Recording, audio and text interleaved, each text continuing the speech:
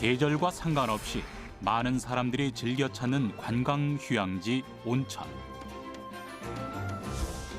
온천은 지역의 특색에 따라 각기 다른 온천 문화를 보이고 있다.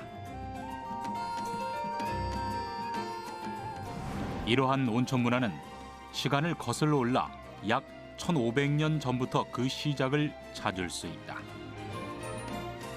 우리나라만의 지질학적 특징을 고스란히 품고 있는 온천. 온천의 안녕을 비는 제를 올릴 만큼 왕과 백성 모두가 애용했던 온천에는 어떤 역사 이야기가 담겨 있을지 함께 들여다보자.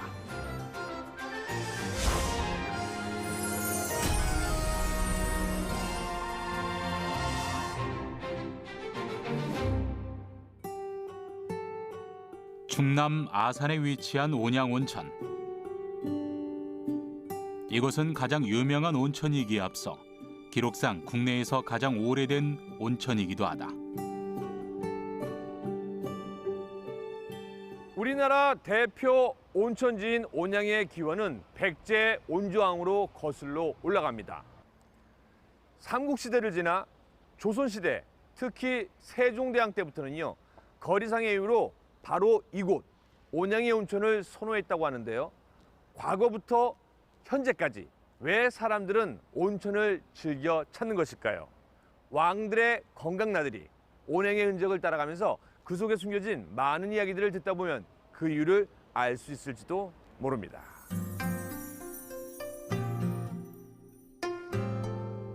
역사적으로 온천에 대한 기록은 삼국시대 때부터 찾을 수 있다. 왕족뿐만 아니라 왕이 직접 온천을 찾았다는 기록도 존재하는데 삼국사기 백제 본기 시조 온조왕 36년에는 당정성을 쌓고 대두성 백성을 나누어 살게 하였다라는 내용으로 온양에 대한 기록이 남겨져 있다. 당시 온양의 이름은 뜨거운 물이 나온다 하여 탕정군이라 불렸다.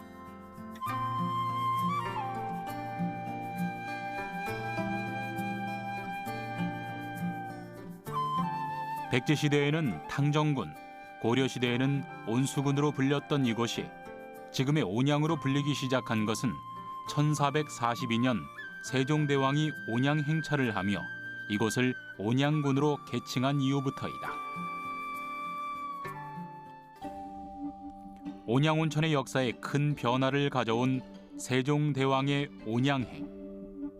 그것은 한 신화가 있었기에 가능했다. 충남 천안 아산에 위치한 아산 맹씨 행단. 아산 맹씨 행단이란 말 그대로 맹씨가 사는 은행나무 단이 있는 집이란 뜻이다.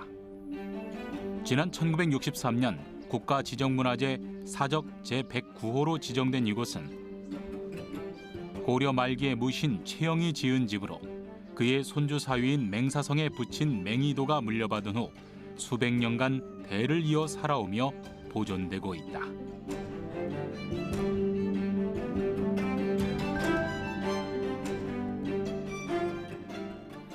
안녕하세요.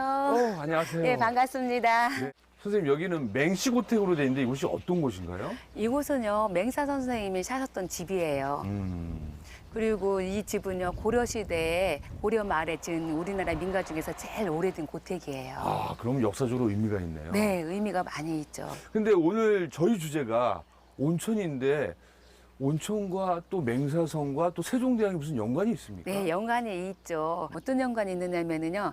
맹사 선생님이 아산 출신이잖아요. 여기서 네. 사시면서 이제는 온양온천이 유명하다는 거를 알고선 세종대왕한테 권유를 하셨어요. 그래서 여기에 오시게 된 거죠. 네. 과도한 경무로 인해 눈병이 심해진 세종대왕에게 당시 재상으로 있던 맹사성은 자신의 고향인 온양온천의 효험을 누구보다 잘 알고 있었기에 여러 차례 온양행을 권한 것이다. 여기에 당시 지리적인 요인까지 더해져 세종대왕은 탕치를 위해 온양을 선택한다. 실제로 왕실에서는 조선 전기만 해도 황해도에 있는 평산에 있는 온천을 주로 찾았었습니다. 근데 거기가 거리상 좀 험난했었고요. 그 다음에 또 하나는 좀 온도가 너무 높아서 불편함이 있었습니다. 그래서 거리도 가깝고 좀 비교적 이제 접근이 용이한 온양온천을 주로 찾게 됐는데요. 바로 이제 세종연간에 비롯된 것입니다. 과도한 경무에 시달리던 왕들이 치료를 목적으로 잠시나마 한양을 벗어나 몸과 마음을 쉬었던 곳 온양온천. 무수한 세월이 흐른 지금도 이곳은 여전히 많은 사람들에게 잠시 쉬어갈 수 있는 휴식처가 되어주고 있다.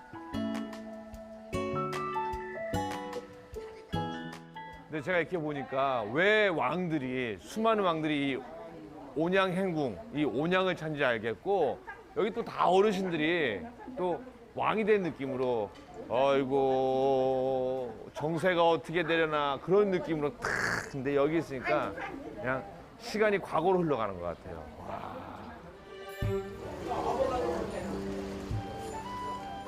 그렇다면 1500년이라는 긴 시간 동안 이어져 오고 있는 이 온천은 어디서 만들어지고 있는 것일까?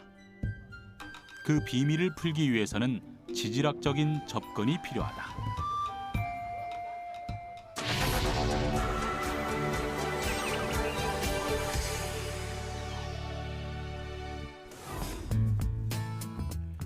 온천이란 지구 내부의 열로 인해 가열된 지하수가 지표 위로 드러난 것을 말한다. 현대에 와서는 나라마다 그 정의가 조금씩 차이가 있지만 온천의 종류를 나누자면 크게 화산성 온천과 비화산성 온천으로 나눌 수 있다. 화산성 온천이란 지하의 마그마가 위로 올라오면서 지하수가 데워져 나오는 온천으로 주로 일본 온천이 그러한 경우이다.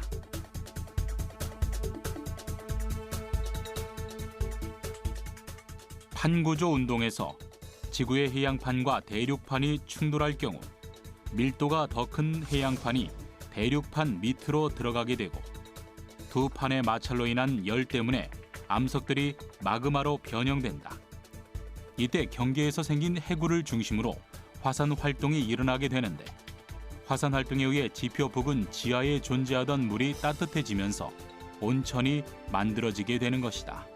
그런데 우리나라 온천은 이런 하산 지대의 온천이 아니고 하산이 나오지 않는 지대에서 나오는 온천, 즉 비하산성 온천이 되겠습니다.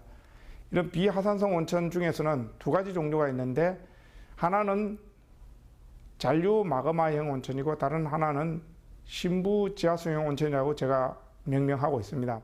잔류 마그마형 온천은 지하 깊은 곳에서 올라오는 열에 의해 지하에 흐르던 물이 데워지며 온천을 이루게 되는 것인데 화산지대가 아닌 우리나라에서 발견되는 온천들이 대표적이다. 잔류 마그마형 온천이라고 하는 것은 지금 현재는 하산 활동이 일어나지 않지만은 과거에 하성 활동이 있어서 밑에 그 지하 깊은 곳에 잔류 마그마가 열이 남아 있다는 거죠. 그 열에 의해서 지하수가 대표돼서 나오는데 여기서 중요한 것은 지질 구조대, 큰 지질 구조대가 있어야 됩니다. 그 지질 구조대를 따라서 지하수가 지하 심부 한 수킬로 정도 들어갔다가 다시 나가는 이런 지역에서 잔류 마그마형 온천이 나오고 있습니다. 지금 동래 온천이라든지 해운대 온천, 부곡 온천, 수안보 온천, 온양 온천 이런 온천들이 있습니다.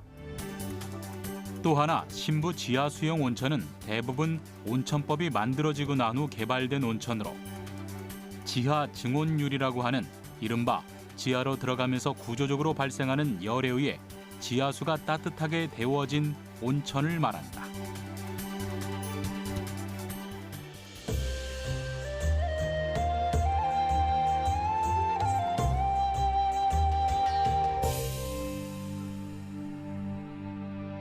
온양온천에는 다양한 유물이 있다. 특히 조선 왕실 전용 온천이라 볼 수 있을 만큼 조선 왕들과 관련된 유물이 많다. 어의정이라 불리는 이 우물 역시 그러하다.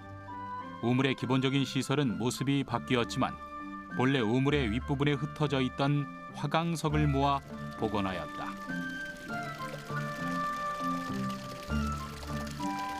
여기 뒤에 보니까요, 어의정이라고 했는데 이곳이 어떤 곳인가요? 이곳은요, 세종대왕이 안질로 고생하셨을 때 치료하여서 고쳤던 곳이라 그래서 세종대왕이 어의정이라는 이름을 붙여준 곳이에요. 아, 그러니까 왕의 눈병을 고쳤다 해서 어의라고? 예, 예. 그러면은 세종대왕과 이곳의 인연도 깊겠네요. 예, 아주 깊죠. 여기에서 눈병을 고쳤었다 그래서 온수현에서 온양군으로 승격시켜준 곳이에요. 아, 그렇군요. 네.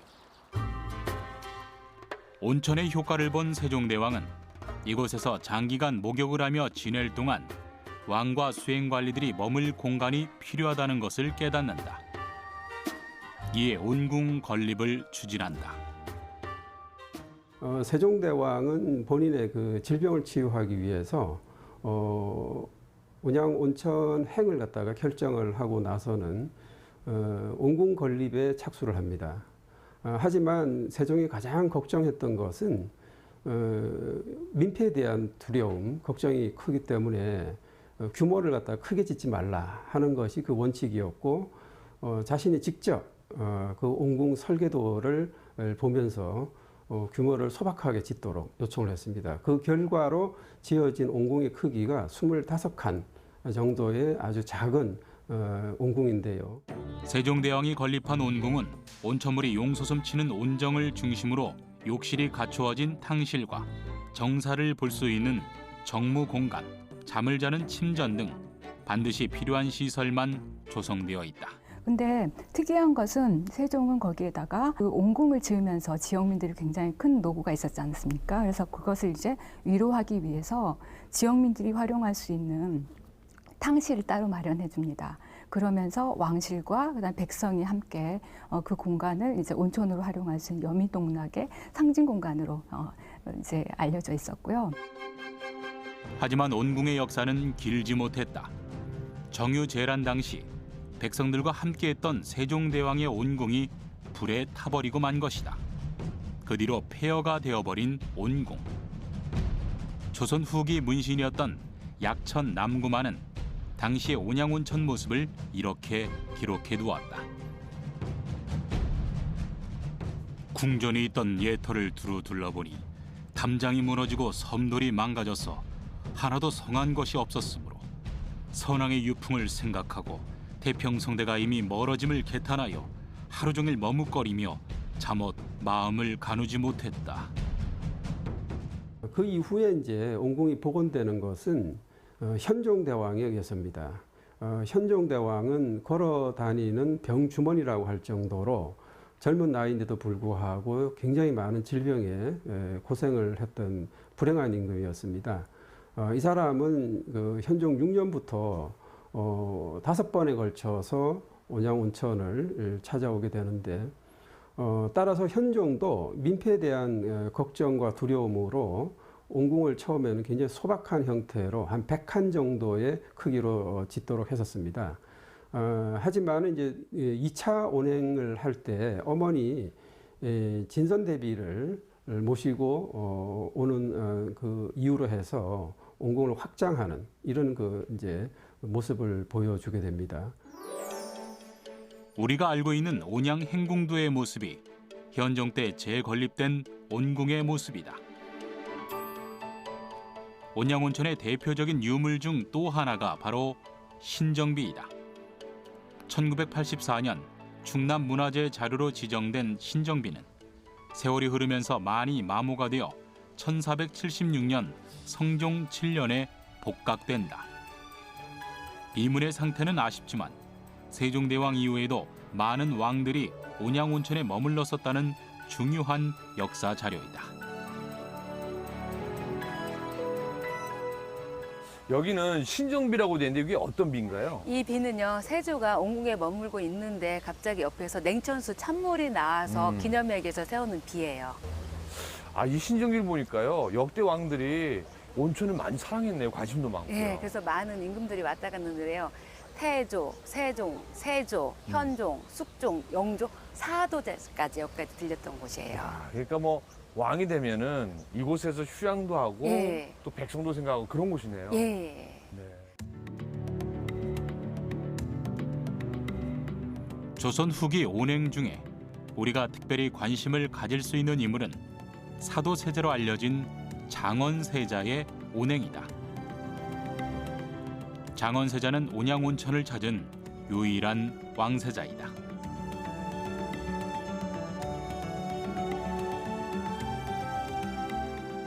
장원세자는 다리에 난 종기를 치료하기 위한 목적으로 뜨거운 온천수의 증기를 상처 부위에 쪼이는 훈세법을 이용했다. 여기에 부용향, 소목, 울금, 당작설 등 내의원에서 각별히 준비한 약재도 있었다.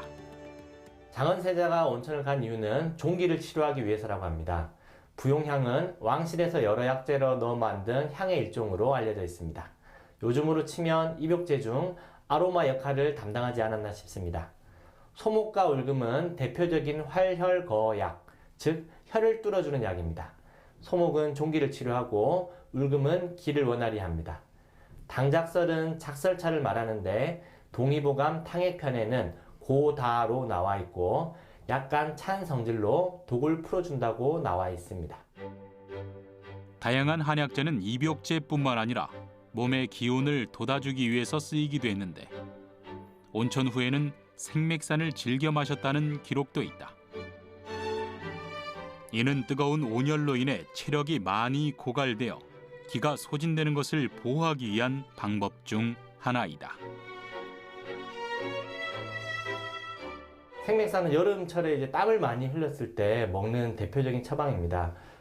인삼, 맥문동, 오미자로 이루어진 처방으로 우리가 이제 여름철에 땀을 많이 흘렸다든지 기가 많이 빠져나갔을 때 그런 보충할 수 있는 음료처럼 많이 쓰는 처방입니다. 특히 왕실에서는 물과 같은 음료로 수시로 마셨다고 알려져 있습니다.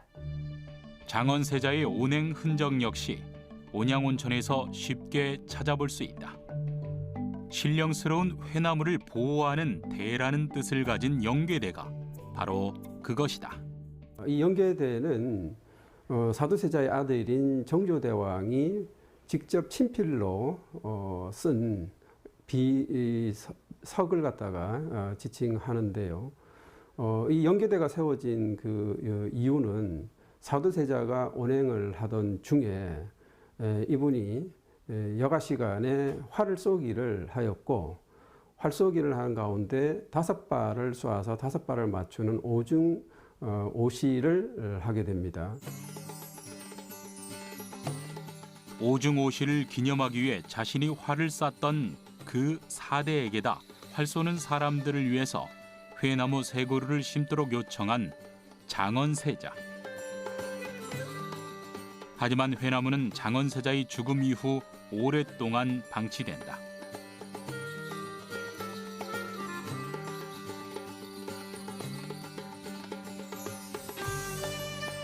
이후 장원세자의 아들인 정조가 왕위를 계승한 뒤 폐허 상태로 버려져 있던 회나무 사대를 복구하고 이를 기념하기 위해 비각을 세운다. 그것이 바로 이 영괴대인 것이다. 영괴대가 지어진 정조 19년은 장원세자와 동갑이었던 어머니 해경궁 홍씨가 환갑을 맞이하는 해이기도 했다. 또한 장원세자의 온행과 회나무에 얽힌 전말을 기록한 영괴대기 속 온천행궁도는 당연하게도 비명에 돌아간 장원세자를 기리는 정조의 마음이 담긴 영괴대를 중심으로 그려져 있다.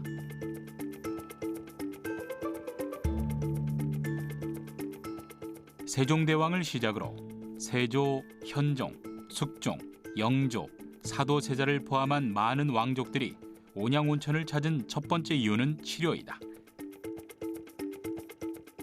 당시 온천이 주는 효능은 조선시대 의서 동의보감에도 기록되어 있다.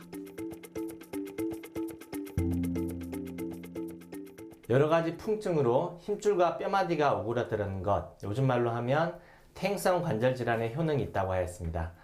또한 피부의 감각이 없어지고 저린 경우, 즉 신경병증과 중풍, 반신불수, 옴, 습진, 건선 등 피부 질환에도 쓴다고 나와 있습니다. 조선 후기에 오면 왕들의 목욕법도 정립되어진다. 몸을 탕실 안에 담그는 형태를 체욕이라고 하며 보통 오백수에서 4천수 정도의 숫자를 헤아린다.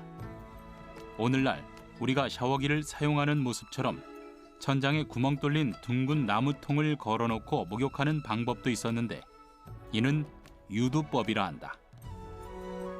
그리고 이 유두법은 보조자가 오동나무 바가지로 뜨거운 온천수를 받아서 그대로 머리에 직접 붓는 목두법으로 바뀌는데 현종의 2차 온행에서부터 이루어진 목욕법이다. 네, 기본적으로 온천은 따뜻한 물이기 때문에 온열 효과가 있습니다. 체온을 올려주고 기혈순환을 도와줍니다. 피로회복과 심신안정에도 좋습니다.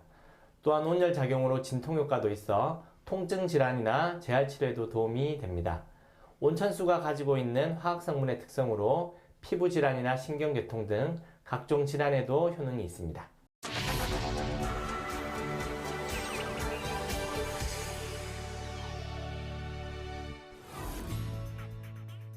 온천수는 가지고 있는 화학 성분에 따라 그 효능도 달라진다.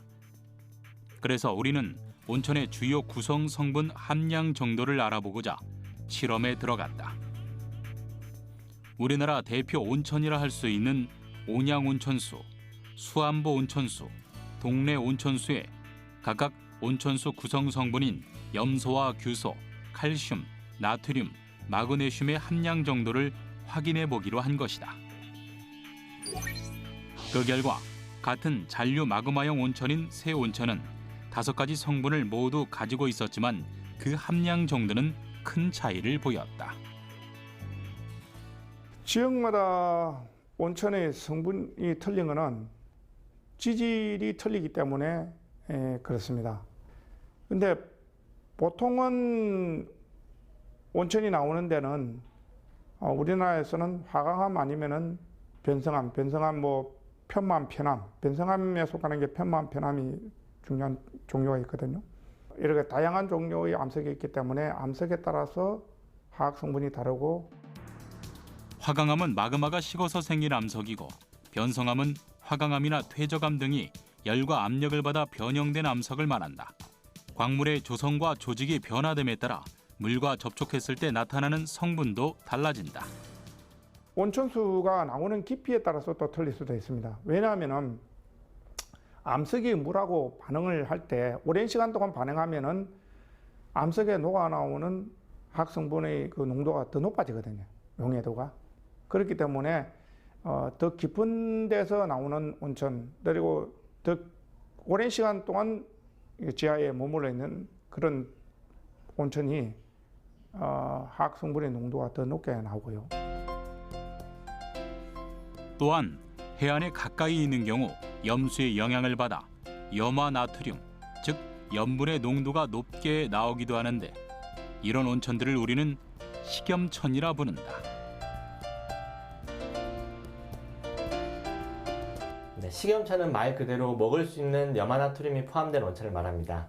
소화기 질환에 효능이 있으며 온열 효과로 진통 효과도 탁월하다고 알려져 있습니다. 또 하나, 암석과 물이 얼마나 오랫동안 반응하느냐 여부에 따라 pH 농도가 결정된다. 오랫동안 반응할수록 pH 농도가 높아져 알칼리성 온천이 되는데 우리나라의 경우 대부분의 온천이 pH 농도가 높은 알칼리성 온천이다. 알칼리성 온천인 경우에는 대부분이 좀 이제 물이 부드럽다 그러죠. 매끌매끌하고 그런 이제 있고, 산성으로 갈수록 비알칼리성으로 갈수록 물이 좀 뻑뻑한 센물 같은 그런 느낌을 주고요. 그래서 어느 게 더 좋다 나쁘다 이렇게 구분할 수는 없습니다. 여기서 하나 짚고 넘어가야 할 것은 조선 왕들의 온행이 치료 목적만 있었던 것은 아니라는 것이다. 당시 국왕의 온행이라고 하는 것은 국가적인 이벤트 큰 행사입니다.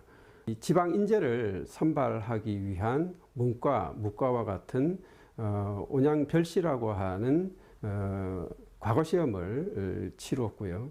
일단 행차 도중에는 신료 관료도 또 따르는 거고 왕실 어르신들도 함께 이동을 하게 되는데요. 그 과정에서 민간의 어떤 백성들의 동향도 파악할 수 있고 또 민심도 파악할 수 있는 중요한 기회가 됐을 거고요. 여러 차례 온행을 다녀온 세종대왕은 탕치를 위해 온천을 찾는 백성이 많은데 이들의 양식이 떨어져 이중으로 고통받는 것을 알게 되었다. 세종대왕은 온행이 이루어지는 동안 쓰일 곡물을 직접 구매하여 사용해 백성들의 부담을 줄여주었고 온양의 의창을 지어 병을 고치러 오는 백성들에게 나눠줄 것을 제안했다. 그리고 이러한 세종대왕의 제안을 적극적으로 지지하고 온천의 복지 정책을 만드는 데 일조한 사람 역시 맹사성이었다. 세종 9년에 중해온정 병인 구료사이라고 하는 정책을 발표를 하는데요. 그것은 온천을 찾아온 어려운 백성들을 국가가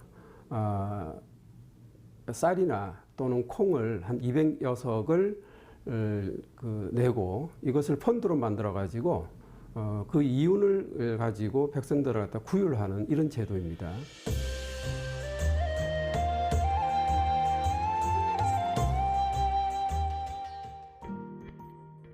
소백산맥이 수려한 산자락으로 둘러싸인 해발 200m 이상의 분지에 위치하는 수안보 온천으로 가기 위해서는 이곳 박석고개를 지나야 한다.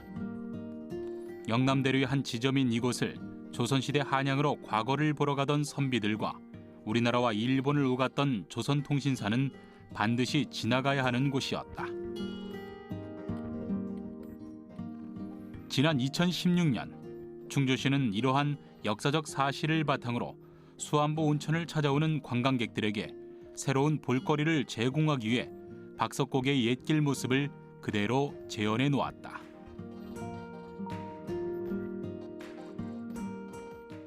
이곳은 수안보 입구에 위치한 박석고개입니다.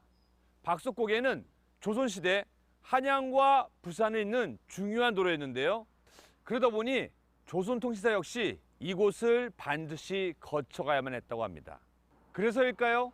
수안보 온천은 왕과 왕족들 외에도 통신사들이 즐겨 찾았던 온천으로도 유명했다고 합니다.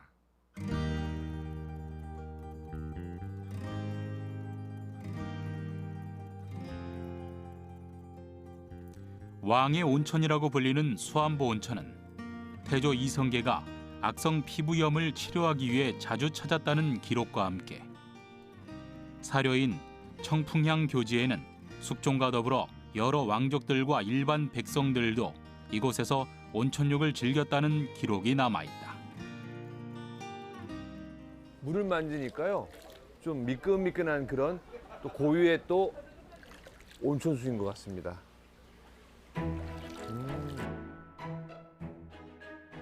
지금도 그 명맥을 유지해오고 있는 수안보 온천은 온천의 우수성을 알리기 위해 얼마 전 홍보관을 열었다. 야, 이곳이 수안보 온천의 역사를 볼 수 있는 곳인데요. 아유, 네, 안녕하세요. 어서 오세요. 네, 아유, 선생님 반갑습니다. 네. 네, 아유, 안녕하세요. 네.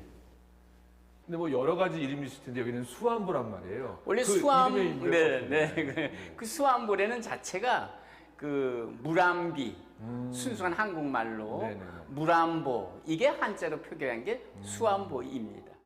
주로 귀족들. 그렇죠. 대저기 일반 우리 서민들. 수안보 온천은 왕의 행차뿐만 아니라 조선통신사 일행이 반드시 거쳐가는 곳이었으며 특히 일제강점기에는 조선 총독이 수안보 온천을 자주 찾았다는 기록도 있다.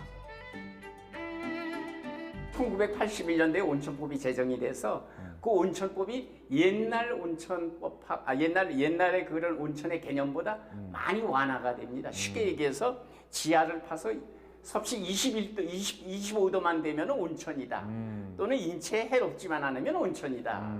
그렇게 인정이 되는 바람에 옛날에 한 15개밖에 없던 우리나라의 온천이 지금 현재 이렇게 300여 개를 넘는 그런 온천입니다. 그러면 어찌 보면요, 네. 요거는 그 수안보 온천의 자존심이다라는 얘기도 그렇습니다. 되겠나요? 예. 그래서 네. 우리 수안보 온천은 네. 옛날부터 본래의 그런 온천의 가치를 쭉 이어져 내려오고 있다라고 하는 것을 강조하기 위해서 이렇게 해놓은 것을 네. 해놨습니다. 수안보 온천의 가장 큰 특징은 자연 용출된 온천수라는 것이다. 네, 바로 이곳이 수안보 전 지역의 온천수를 공급하는 바로 중앙에 모인 온천 공급지인데요. 이야. 현재 지하 약 250m의 구멍을 뚫어 대량의 온천수를 얻고 있는 수안보 온천은 중앙온천 공급지에서 일괄 관리 및 공급하기 때문에 어느 곳에서나 동일한 온천수를 이용할 수 있다.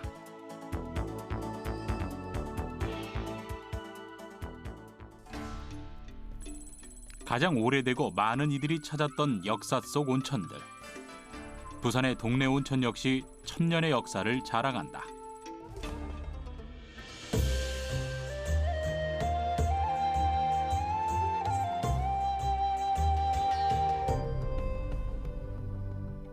뒤로는 금정산이, 앞으로는 온천천이 흐르는 부산 동래구. 이곳은 예로부터 부산의 뿌리이기도 했다. 원래 신라 때부터 동래현에서 동래부가 만들어졌던 것이 이제 근대 개항이 되면서 과거 동래에 조그마한 변방의 한 포구가 개항이 되면서 지금은 부산이 되었지만 동래는 이제 부산시가 된 이후로 부산의 한 구에 불과하지만 원래 부산의 원뿌리를 갖춘 곳이 동래라고 이해하시면 되겠습니다. 독진대야문은 동래 부사청 동원앞 대문으로 임진왜란 이후 동래부가 가지고 있었던 위상을 잘 표현하고 있다.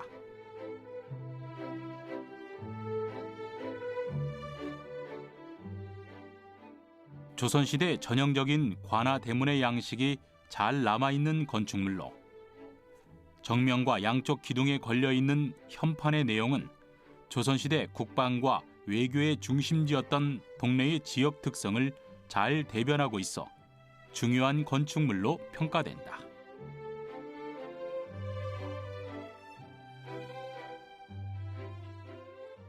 양쪽에 진영병마 절제형과 그리고 교린 연양 선의사라는 글이 있습니다. 진영병마 절제사라는 것은 뭐냐니까 동래부가 독진을 할 수 있는, 그러니까 어떤 전쟁 때에 어떤 스스로 그 결정을 내려서 작전을 할 수 있는 그런 권한을 준, 그러면서 이제 한반도 조선의 이제 가장 중요한 이 전략적 요충지라는 표현이 있고요. 이 교린연양 선의사라는 표현은 그 대일 관계에 있어서 동래가 가지고 있는 위치가 그만큼 중요하다는 표현을 했던 것입니다. 이처럼 부산의 뿌리라 할 수 있는 동래구의 발전은 온천의 역사와 맥락을 같이 한다. 과거 자연 용출되었던 동래 온천이 조금씩 고갈되자 1766년 동래부사 강필리가 온천수를 새로 보강하고 2개의 가건물을 지어 많은 사람들이 이용할 수 있도록 하였다. 온정개건비는 온정을 새로 만들었다고 해서 세워진 역사적 지표인 셈이다.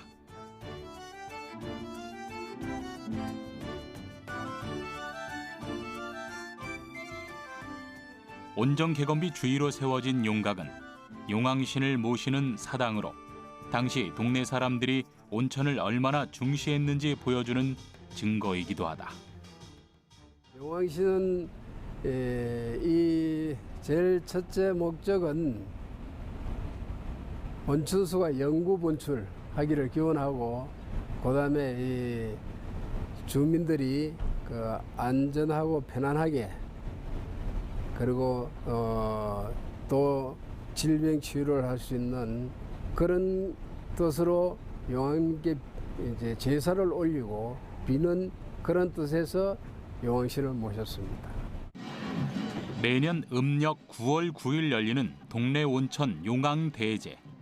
1691년부터 시작된 300년 역사를 지닌 제사로 본래 동래부에서 주관하던 행사였다. 오늘날에는 동래 읍성 축제와 함께 동래 일대를 돌며 온천의 안녕을 기원한다. 그러다 보니 온천수가 나오는 온천공에 대한 관리도 까다로울 수밖에 없다. 여기 현재 깊이는 200m가 좀 안 되고 있어요. 굉장히 양호하죠. 아직 고갈 안 되고 잘 관리되고 있습니다. 그래서 현재로서 온천공이 다시 발견되어도 파지를 못하게 하고 있고 규제를 합니다. 평균 69도의 높은 원수 온도의 동래 온천은 현대 시설을 통한 철저한 수질 관리가 있기 훨씬 전부터 수질에 대한 평판은 뛰어났다. 심지어 조선에 사신으로 온 일본인들도 온천의 효능을 알고 동래 온정에 일부러 들렀다가는 해프닝이 덜어 있었다. 세종실록에 의하면 1438년 네이프에 들어왔던 외인들이 돌아가는 길에 모두 동네 온정에서 목욕하는 바람에 폐단이 많으니 이들은 영산 온정에서 목욕하게 하고 부산포에 정박한 외인은 동네 온정에 목욕하도록 했다. 동네의 온천을 바라보기만 하여도 병이 벌써 낫는 듯합니다. 온천욕을 승낙해 주셨으니 더할 수 없는 다행입니다. 부산의 경우에는 조선 태종 7년 그러니까 1407년에 외관이 설관이 됩니다. 외구들로 하여금 더 이상 이제 난도질을 하지 않도록 난적질을 하지 않도록 하기 위해서 외관을 만들었습니다. 근데 이 외관에 왔던 외인들이 이제 동래온천의 효염이죠. 어떤 면에서 이제 효용성을 알고는 많이 찾게 됩니다.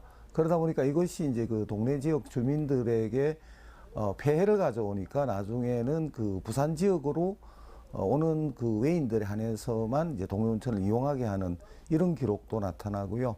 특히 그 일본으로부터 왔던 사신들, 그 가운데서 대마도주의 경우에는 부산에 오면 꼭 동래온천을 찾았다라는 기록도 있어서 이미 동래온천의 경우에는 그 일본인들에게 우리 지역 사람들보다 더 많이 알려진 그런 장소 중에 하나였다고도 볼 수 있죠. 이러한 동네 온천이 근대 개항이 되면서 큰 변화를 맞이하게 된다. 근대 개항이 되면서 1883년 이후 일본인들이 동네 온천 그 일대를 임대를 해 직접 운영을 하기도 했다. 여기가 그 유명한 동네 별장입니다. 이 별장은 일제 강점기 때 하시마 보타로라는 그 일본 재벌이 별장으로 만들었어요. 그래서 별장을 쓰면서 일본 황족들도 여기 와서 휴식을 하고 온천을 하고 이렇게 했습니다. 특히 부산은 과거 외관이 있던 자리에 일본인 전관 거류지가 만들어지다 보니 어느 도시보다 근대화가 빨리 진행되었다. 1907년경에는 본격적으로 일본의 자본가들이 동네 온천을 근대적 온천으로 개발하면서 동네 온천을 중심으로 관광 유흥지를 만들어갔다.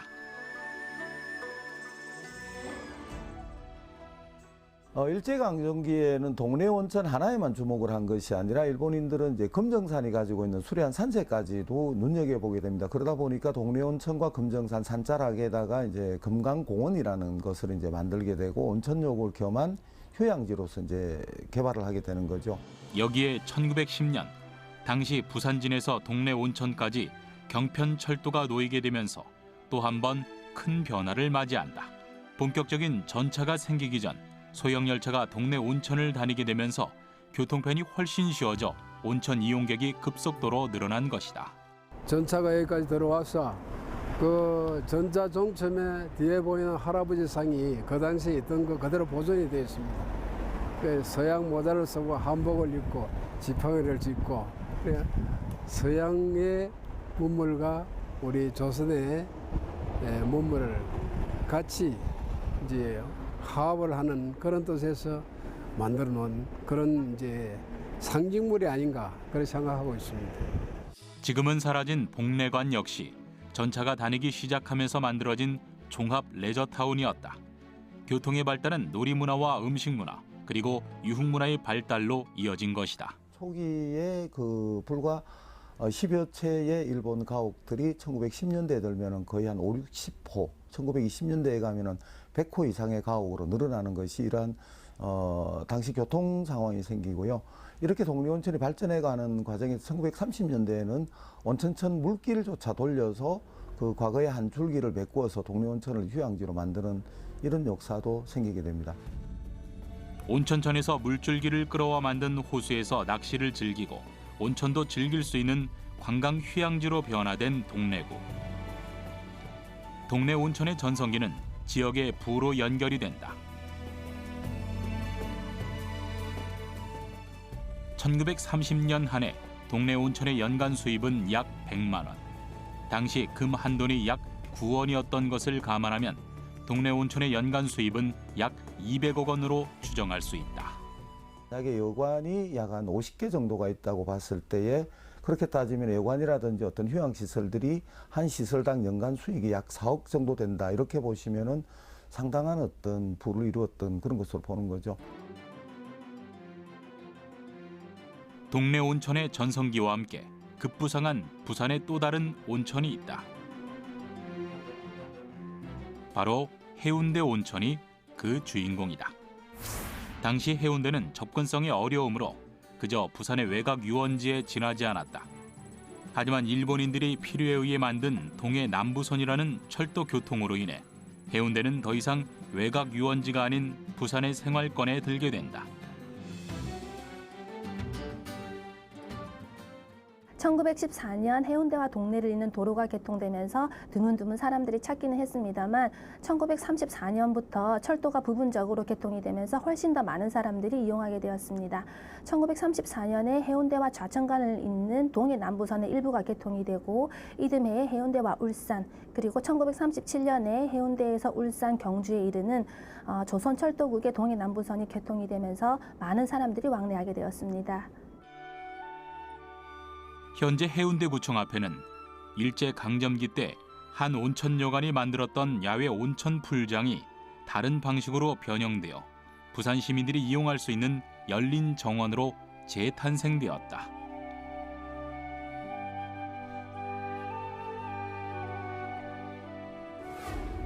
이렇듯 역사는 흘러간 세월만큼 조금은 달라진 모습이지만 현재의 우리와 많은 부분을 공유하고 있다. 온천을 가기 위해 왕과 백성 누구나 할 것 없이 반드시 넘어야 했던 이 청댕이 고개는 이미 옛길의 흔적을 모두 지은 듯합니다. 하지만 변하지 않는 것도 있습니다. 350년 전부터 이 자리에 서 있던 이 느티나무, 그리고 심신의 안정을 찾기 위해 온천을 즐기는 문화만은 여전합니다. 우리 선조들은요, 보다 많은 이들이 온천을 즐길 수 있는 방법을 모색해왔습니다. 그리고 이러한 선조들의 지혜가 오늘날 우리의 온천 문화로 정착된 것입니다. 행궁의 발자취 속에 숨어있던 이야기는 바로 건강한 삶을 모두가 함께 누리고자 했던 선조들의 지혜였습니다.